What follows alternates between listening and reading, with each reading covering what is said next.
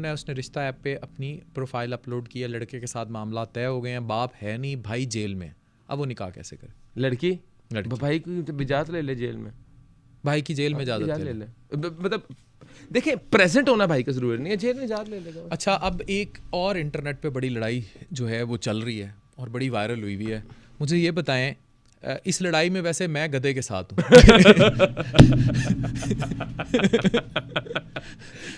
मुझे ये बताएं कि गधे का गोश्त जो है वो खाना इस्लाम में हराम है कि हलाल है? आपने सारी रिश्तेदारियाँ भुला के जवाब देना है मुझे। यार आपने रिश्तेदारियाँ भुला के मुझे जवाब देना है। आप समझ गए मैं क्या पूछ रहा हूँ? यार देखें, आपको याद है कि हमने एक बार मुर्गी का वो किया था, हमने मुर्गी के शान में गुस्ताखी कर दी। मुर्गी की शान में गुस्ताखी हो गई थी, बिल्कुल। मुर्गी ने अंडे देना बंद कर दिए। अच्छा, आपको पता है उस दिन के बाद से एक बड़ा रिफॉर्म आया कि हम कभी फतवा नहीं देंगे किसी चीज़ को। देखें हराम और चले राय तो दे देना, राय। हाँ, देखें बात ये है कि ये जो उम्मत का इतना बड़ा एक मसला बन गया है कि गधा हलाल है यार, और अगर उसको हलाल कह दिया जाए तो जो कह रहा है उसको भी बता दें कि वो बंदा भी गधा है कि नहीं है। तो मुझे ज़रा खुल के आप बताएं कि नहीं, मैं देखें with reference to the event जिसके बुनियाद पे आपने सवाल निकाला है, यार हकीकत आपको बात बताऊं कि ये बड़ी पेचीदा है कुछ चीज़ें हैं। मैं क्योंकि आलिम नहीं हूँ, आप भी आलिम नहीं हैं, मैंने क्लिप सुना जिसके अंदर ये हो रहा था कि पहले अगर पालतू हो गधा तो हलाल है, अगर बाहर आवारा हो तो हराम है। यार हकीकत बात है, दोनों सूरतों के अंदर हमें तो नहीं पसंद है गधा। हमारा ये मसला ही नहीं है, हमारा इशू ही नहीं है इस वक्त। कौन वैसे सा आप रहते इस मुआशरे के अंदर बकरे ख़त्म हो गया, मुर्गियाँ ख़त्म हो गई और एक रिजॉर्ट गधा रह गया है जिसके गोश्त को खाने हलाल करने के बारे में फैसले हो रहे हैं। और भाई इट्स नॉट आवर कंसर्न। और हो सकता है आप लाहौर में रहते हो तो आपका वैसे ही कंसर्न ना हो।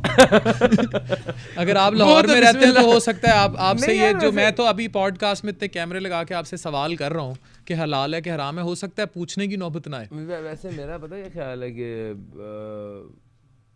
ये एक बहस भी हुई है, इस पे बात भी हुई है, लेकिन सवाल वहीं का वहीं है, क्लियर नहीं हुआ। अब जनता जानना चाहती है। गधे को खुद भी क्लियर नहीं हुआ, वो भी कंफ्यूज है कि भाई मुझे हलाल करना है कि नहीं करना।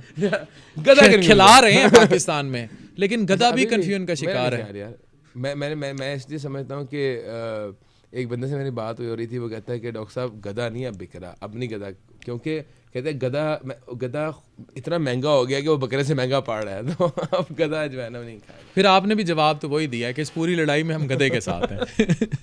गधे के साथ कंक्लूजन अभी तक हमें जवाब मिला नहीं। देखिए उलमा ने देना था ना, अब उलमा मीडिया पे आगे लड़ बैठे, कंक्लूजन निकला नहीं है। मतलब हकीकत बात है, समझने की मैंने कोशिश की, यहाँ तक मुझे समझ भी आई कि पालतू हलाल है।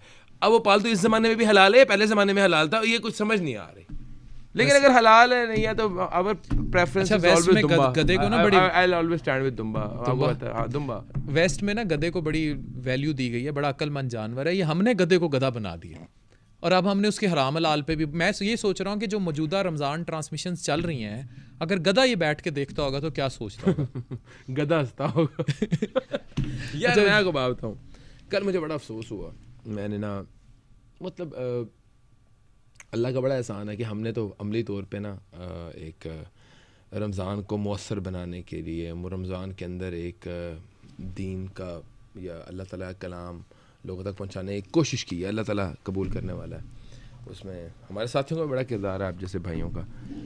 यार कल रमज़ान ट्रांसमिशन देख रहा था, ऐसी ड्रामेबाजी चल रही थी। एक तलाक डिस्कस हो रही थी और पूरी ड्रामेबाजी चल रही है। तलाक मतलब फेक रोना, फेक वहाँ पे जो है वो ड्रामेबाजी चल रही है। यार रमज़ान ट्रांसमिशन के अंदर जो गलाजत फैलाई जा रही है, तौबा तौबा तौबा।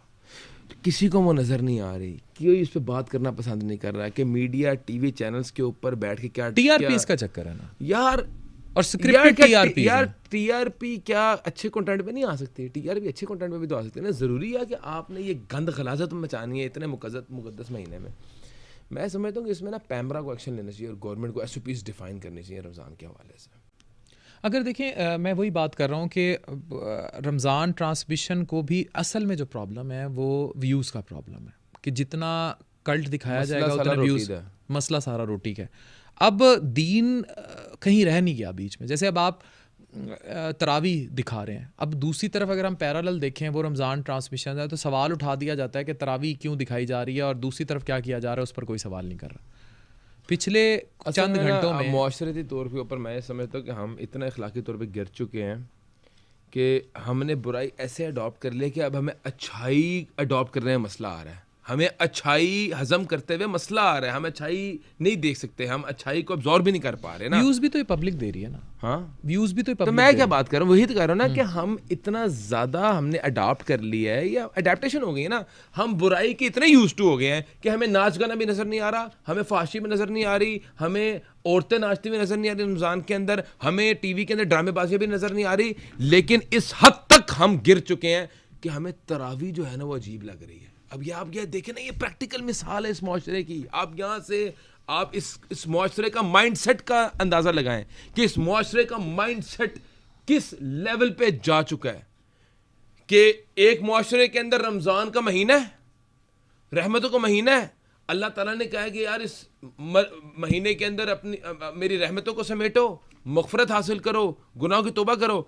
उस महीने के अंदर टीवी के ऊपर फाशी चल रही है, रमज़ान ट्रांसमिशन के नाम के ऊपर बकवासियात दिखाई जा रही हैं, टिकटॉक के ऊपर नाच गाने चल रहे हैं, टिकटॉक के ऊपर अच्छा कुछ टिकटॉक बनानी जाती हैं कि ख़वातीन की टिकटॉक्स हैं, सहरी बना रही हैं सुबह और वो बड़ी नेगेटिवली टिकटॉक्स बनाएंगे। एक टिकटॉक यूट्यूब इसका जिस हद तक गलीज इस्तेमाल होता है हो रहा है, जिस हद तक किया जाता है। वैसे जब आपका तरावी वाली बात हुई ना, मैं लिटरली मुझे दुख हुआ दिल से कि आपने इतना पॉजिटिवली इस मैसेज को कन्वे किया। आप ये चेक करें ना, माइंडसेट चेक करें ना, ये सारी चीजें हो रही हैं, लोग इस पे कोई बात नहीं कर रहे ना, लोगों ने एक्सेप्ट कर ली है, बुराई एक्सेप्ट कर लिया, अच्छाई एक्सेप्ट नहीं कर रहे। अच्छाई के ऊपर क्वेश्चन मार्क हो रहा है, ये क्या हो रहा है? मतलब भाई बीबियों के ऊपर कैमरे तो कोई टेंशन नहीं है ना, शादी और ब्याह के अंदर तो कैमरे कोई मसला नहीं, वहाँ पे माएँ बहनें बेटियां नाच रही हैं, लोग स्पेशल पैसे दे के उनकी फिल्में बनवा रहे हैं, पैसे दे के बनवा रहे हैं ना, स्टूडियो वाले बनाते हैं। तो भाई ये तरावी क्यों लाइव हो रही है? ये सवाल चेक करें, ये माइंडसेट चेक करें लोगों का। है बहुत कम तबका, छोटा सा तबका है। हमारे साथ एक कॉलर है। अस्सलाम वालेकुम जी, कौन है और कहाँ से? अस्सलाम वालेकुम, मैं ईशाल बात कर रही हूँ फैसलाबाद से। मेरा तवील साहब से क्वेश्चन है कि वो इतना हलाल और हराम की वो बात कर रहे हैं, तो मुझे थोड़ा सा बता दें कि जो एआई जनरेटेड लड़के हैं, क्या उनसे दोस्ती करना हलाल है? ओहो, एआई जनरेटेड जो मेरी बहन हसीनाएं या मर्द हैं। देखें, मैंने पहले भी ये बात की है कि I am a medical doctor, मैं हाफ़िज़ कुरान हूँ, मैं आलिम नहीं हूँ ना मैं मुफ्ती हूँ। ये काम है उलमा का कि हलाल और हराम के बारे में आपको आगाह करें। जहाँ तक रही मेरी राय की बात रही, मैं अक्सर ये बात करता हूँ कि आज हम उस एडवांस दौर के अंदर हैं कि जहाँ पे आपको फहाशी करने के लिए जो है ना वो किसी और ज़ात की ज़रूरत नहीं है। जैसे बैक इन 20 ईयर्स बैक आप कर लें या बैक इन 90s कर लें, 80s में कर लें, तो आपकी लड़का लड़की की फिजिकली दोस्ती होती थी। आपको फहाशी करने के लिए या डेटिंग करने के लिए दो बंदों को आना ज़रूरी था ना, पार्क जा रहे हैं या बात करने के लिए भी एक बंदे की। आज हम इस एडवांस दौर के अंदर हैं कि हमें फहाशी के लिए सिर्फ एक मोबाइल फ़ोन की ज़रूरत है। अब जैसे आपने एक बात कही है एआई जनरेटेड मर्द से या औरत से दोस्ती करने की, तो अगर लेट्स सपोज